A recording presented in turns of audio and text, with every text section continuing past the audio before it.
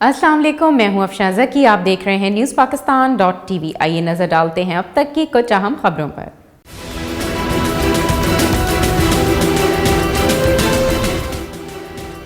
کراچی میں سارے پروجیکٹس مٹی کا ڈھیر ہیں جو گر جائیں گے۔ عمارت گرنے سے 16 لوگ مرے لیکن سب حکام آرام سے سوئے۔ چیف جسٹس گلزار احمد کے کراچی سرکولر ریلوے کیس میں ریمارکس، کہا گرین لائن کو 3 سال ہو گئے، 3 سال میں تو پورے ایشیا میں روڈ بن جاتی۔ ملک بھر کی کچرا بسیں کراچی میں چل رہی ہیں، یہ بسیں تب تک چلیں گی جب میں گھر چلا جاؤں گا۔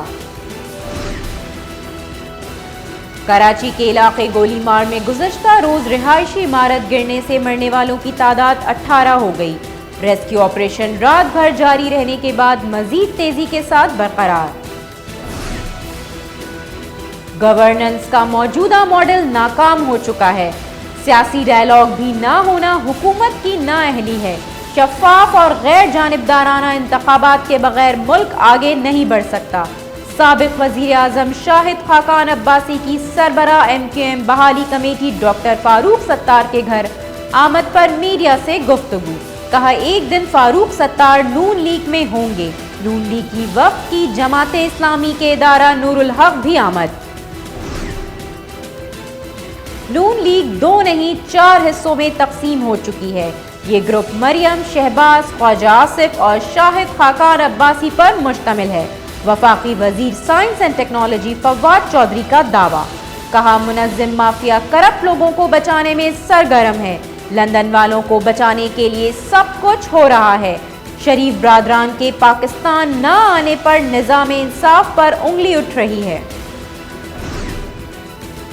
کمپنی سیاست میں تمام شیئرز خاندان ہی کے پاس رہتے ہیں، مشیر اطلاعات ڈاکٹر فردوس عاشق خوان کا ٹویٹ، لکھا شاہد خاقان عباسی کا اعتراف جرم ہے۔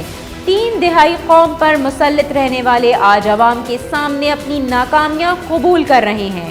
وزیر اعظم کل کراچی پہنچ کر عوامی منصوبوں کا افتتاح کریں گے۔ ملک بھر میں وبائی امراض کی فوری روک تھام اور نظام کے لیے لائے عمل تیار۔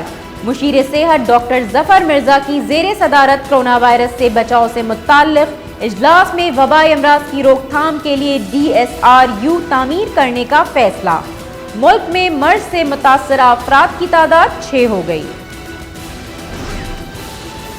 اسٹیج، ٹی وی اور فلموں کا بڑا نام معروف کامیڈین امان اللہ لاہور میں انتقال کر گئے۔ وہ گزشتہ کئی ماہ سے پھیپھڑوں، گردوں اور دل کے عارضہ میں مبتلا تھے۔ وزیر اعظم عمران خان کا امان اللہ کے انتقال پر گہرے دکھ کا اظہار۔ پاکستان سپر لیگ 5 میں ملتان سلطانز اور کراچی کنگز کی ٹیمیں مد مقابل۔ قذافی اسٹیڈیم لاہور میں شائقین کرکٹ کا جوش و جذبہ عروج پر۔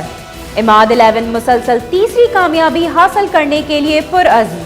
ملتان سلطانز بھی میچ جیت کر پوائنٹ ٹیبل پر پہلی پوزیشن برقرار رکھنے کے لیے پرجوش۔